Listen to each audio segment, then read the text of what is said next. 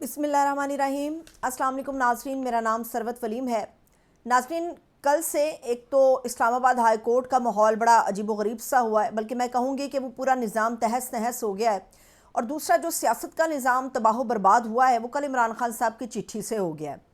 اب عمران خان صاحب نے جو خط لکھا ہے اس کے اوپر بہت ساری جو ہیں وہ تشریحات ہمارے سامنے آ رہی ہیں۔ اکثر لوگوں کا خیال ہے کہ عمران خان صاحب جو ہیں وہ تھک گئے ہیں جیل میں رہ کے، اب وہ باہر آنا چاہتے ہیں کیونکہ کوئی بھی اب دوا نہیں ہو پا رہی۔ کچھ لوگوں کا خیال ہے کہ عمران خان صاحب نے ایک چٹھی کے ذریعے جو ہے ایک معافی نامہ لکھ کے بھیجا ہے اور یہ کہا ہے کہ مجھے معاف کر دو، بس بہت ہو گیا، ایک لمبا عرصہ میں نے قید کاٹ لی ہے۔ اور کچھ جو کالم نگار ہیں ان کا یہ خیال ہے کہ عمران خان صاحب جو ہیں اب کسی بھی نوعیت کے ایگریمنٹ کے لیے تیار ہیں، مطلب کوئی ہلکا پھلکا، کوئی عمران خان کے مطالبات سے ہٹ کے کوئی بھی ایگریمنٹ ہو اس کے لیے عمران خان صاحب تیار ہیں۔ یہ وہ ساری تشریحات ہیں جو پاکستان تحریک انصاف کو گرانے کے لیے اور عمران خان صاحب کا جو امیج ہے پبلک میں اس کو برباد کرنے کے لیے کی جا رہی ہیں۔ اگر آپ لوگوں نے اس خط کے نکات کو پڑھا ہو، اگر آپ لوگوں نے عمران خان صاحب کے اس خط کے حوالے سے معاملات کو دیکھا ہو، تو آپ کو نظر آئے گا کہ 6 سے 7 کے قریب نکات ہیں جو اس چٹھی کے اندر درج ہیں، اور عمران خان صاحب نے یہ کیوں لکھا۔ پہلے تو آپ یہ جان لیں کہ دنیا میں بڑے بڑے جو لیڈر جو اسیری کاٹ رہے ہوتے ہیں یا بڑے بڑے لیڈر ہوتے ہیں، وہ تاریخ کے صفحات کے اندر کچھ ایسی تحریر ہمیشہ چھوڑتے ہیں جو کہ ان کے مقاصد کو ظاہر کرتی ہیں اور آنے والی نسلوں کو بیان کرتی ہیں کہ انہوں نے کیسی سیاسی جدوجہد کی اپنے ملک کے لیے، اپنی قوم کے لیے۔ پہلے تو چٹھی کا یہ مطلب سمجھ لیں۔ دوسری بات یہ ہے کہ عمران خان صاحب نے ان 6 کے 6 نکات کے اندر جو ہے وہ جو پالیسیز ہیں ان کو تنقید کا نشانہ بنایا ہے۔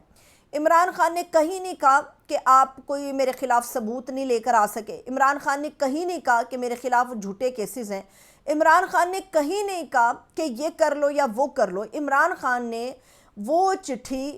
جو چیف کے نام لکھی، اس چیف کو عمران خان نے ان تمام غلطیوں کے بارے میں بتایا جس کا آج سامنا ہے۔ اس کے اندر 2 شاخیں ہیں، یہ بھی جان لیں۔ کیا آپ لوگ جانتے ہیں کہ تاریخ کے جو بدترین ریکارڈز تھے پاکستان کے اندر دہشت گردی کے، وہ اس سال 2025 کے پہلے مہینے جنوری کے اندر سارے ریکارڈ ٹوٹ گئے ہیں۔ عمران خان صاحب نے اپنی چٹھی میں یہ درج کیا ہے جناب علی کہ یہ جو فوج اور عوام کے درمیان خلیج ہے نا، اس کی بیسکلی بنیاد 8 فروری کو پڑی ہے، جب ہمارا الیکشن چوری کیا گیا اور چوری کر کے مینڈیٹ چوروں کے اور منی لانڈرنگ کرنے والوں کی جھولی میں ڈالا گیا۔ وہ کہتے ہیں کہ چند لوگوں سے اختلاف ہو سکتا ہے، فوج ہماری ہے، اور اگر فوج اور عوام کے درمیان خلیج رہے گی تو اس کا فائدہ آٹومیٹکلی کوئی تھرڈ پارٹی اٹھاتی ہے۔ وہ پولیٹیکل پارٹی بھی ہو سکتی ہے، وہ دہشت گرد لوگ بھی ہو سکتے ہیں، اور عوام جب تک اپنی پاک فوج کے پیچھے نہیں کھڑی ہوگی وہ مضبوط نہیں ہو سکتے۔ اس میں ان نکات میں کہیں آپ کو نظر نہیں آئے گا کہ عمران خان صاحب نے کوئی معافی مانگی ہے، عمران خان صاحب نے کوئی یہ پیغام دینے کی کوشش کی ہے کہ جی میں تھک گیا ہوں، میں بہت تھک گیا ہوں۔ تو اس چیز کو آپ کلیئر کر لیں کہ عمران خان نہ تو ڈیل کر رہا ہے نہ ڈھیل مانگ رہا ہے، اور جن لوگوں کا خیال تھا کہ شاید پی ٹی آئی نے اپنی پالیسی تبدیل کر لی ہے، وہ ہارڈ لائنر سے سافٹ لائنر بننے کی کوشش کر رہے ہیں اور کسی ہلکی پلکی بھی معاہدے کے اوپر ایگری کرنے کی موڈ میں نظر آ رہے ہیں،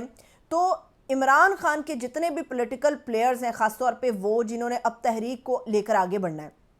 انہوں نے یہ کلیئر کر دیا ہے کہ یہ کوئی پالیسی تبدیلی نہیں ہے جب تک کہ انٹل انلیس عمران خان خود نہیں کہہ دیتا، اور عمران خان ہی پارٹی پالیسی ہے اور عمران خان ہی پی ٹی آئی ہے۔ اکثر لوگوں کا خیال ہے، میں ہمیشہ اس لفظ کے اوپر اعتراض رکھتی ہوں، لیکن چونکہ عمران خان کے سپورٹرز کو اس لفظ سے بلایا جاتا ہے اس لیے میں نہ چاہتے ہوئے بھی اس کے اوپر بات کروں گی۔ کہا جا رہا ہے کہ جی عمران خان کو جو مروانے والے لوگ ہیں نا وہ اصل میں یوتھیے ہیں، وہ پی ٹی آئی کے لوگ ہیں، پی ٹی آئی سے منسلک لوگ ہیں،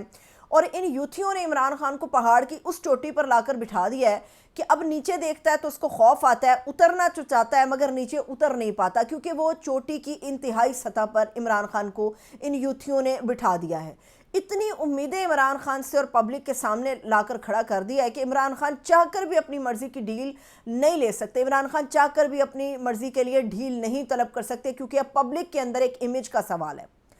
تو جہاں یہ الزام عمران خان کے اوپر لگتا ہے نا کہ ان کو یوتھیوں نے برباد کر دیا ہے، تو اصل میں جو بات کرتا ہے نا، خاص طور پہ میں کہوں گی یہ جو یوتھی ہیں، خاص طور پہ یہ جو لوگ ہیں سوشل میڈیا پر بیٹھ کے P T I Imran Khan کا دفاع کرتے ہیں،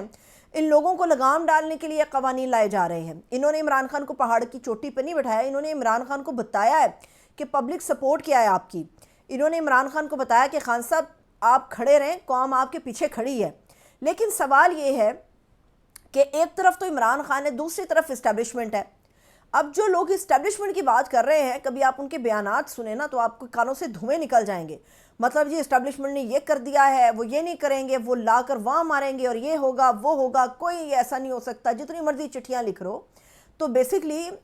یہ جو وہ چمچے ہیں، یہ اصل میں جو لوگ بات کرتے ہیں نا، ایک تو ان کو تو یوتھیا کہتے ہیں، جو لوگ بات کرتے ہیں اسٹیبلشمنٹ کی اور جی فوج نے کر دیا، جو صحافی یہ کام کر رہے ہوتے ہیں، تو بیسکلی یہ وہ چمچے ہوتے ہیں جو اپنی دیگ سے زیادہ گرم رہتے ہیں. اور ان کے اوپر بالکل فواد چودھری نے کہا ہے، بہت سارے لوگوں کے اوپر، خاص طور پہ خاص صحافی کو، خاص طور پہ منیر فاروق کو انہوں نے ٹارگٹ کر کے کہا ہے کہ جو چمچہ ہے نا یہ دیگ سے زیادہ گرم ہے.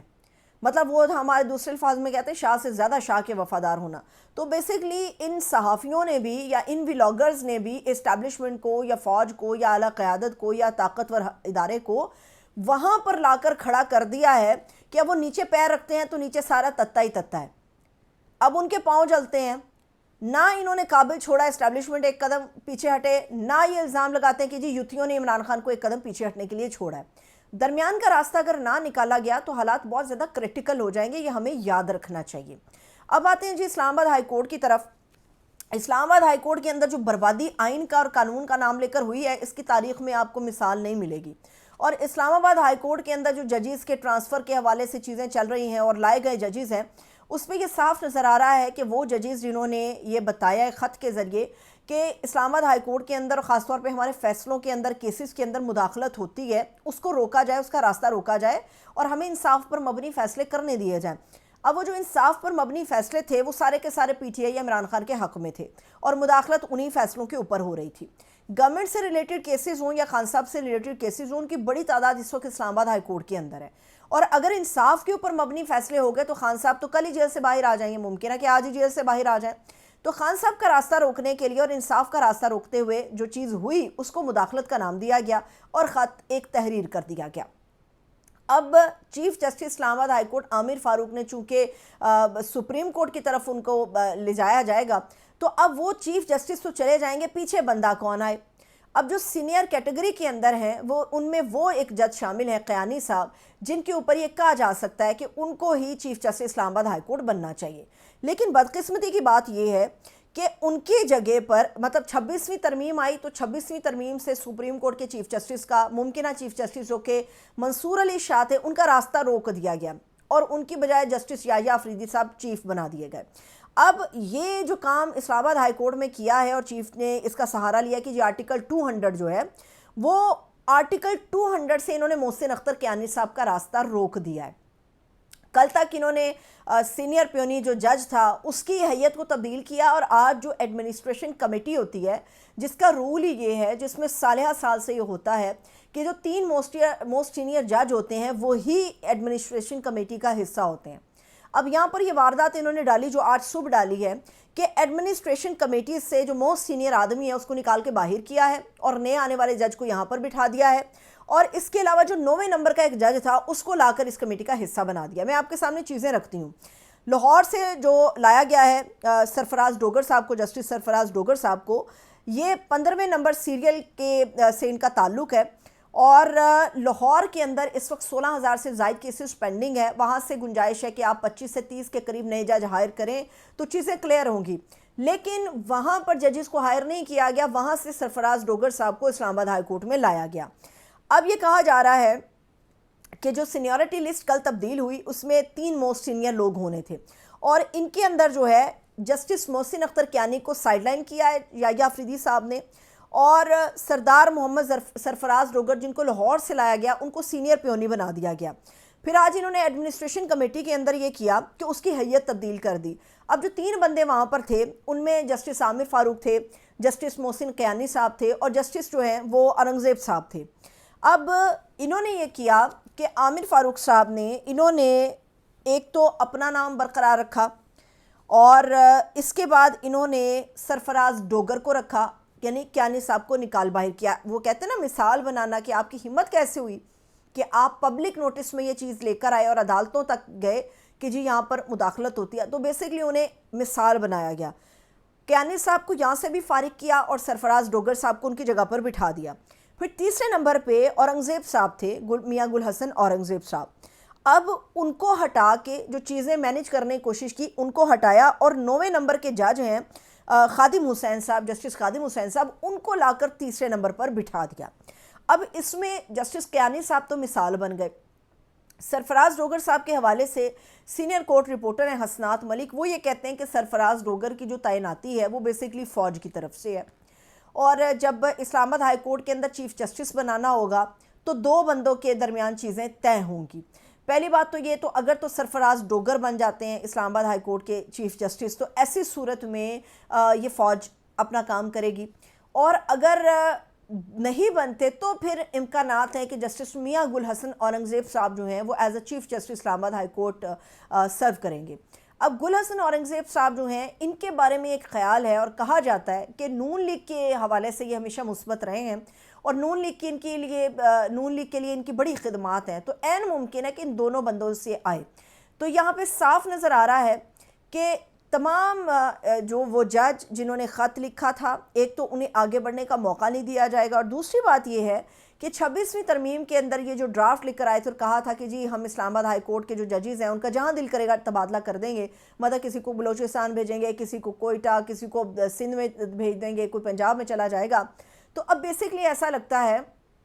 कि वो काम शुरू होने जा रहा है। इस्लामाबाद हाई कोर्ट जो है, इसमें मोस्ट इंपॉर्टेंट केसेस हैं, खान साहब के भी, गवर्नमेंट के भी। उन केसेस को मैनेज करने के लिए बज़ाहिर ऐसा नज़र आता है कि घर के जज लाए जाएंगे और मर्ज़ी के फ़ैसले लिए जाएंगे। ये वो सारा कुछ है जो हमें इस्लामाबाद हाई कोर्ट में नज़र आ रहा है, और अगर इसी तरह से कानून के साथ ये खिलवाड़ होता रहेगा तो लोगों को ये अदालतें कम और एक ऐसी बिल्डिंग नज़र आएगी जहाँ पर आप मर्ज़ी का जज बिठा के मर्ज़ी का फ़ैसला उससे जिस तरह से दिल चाहे वो आप ले सकते हैं। इजाज़त दीजिए, अपना बहुत सा ख्याल रखिए, खुदा हाफिज़।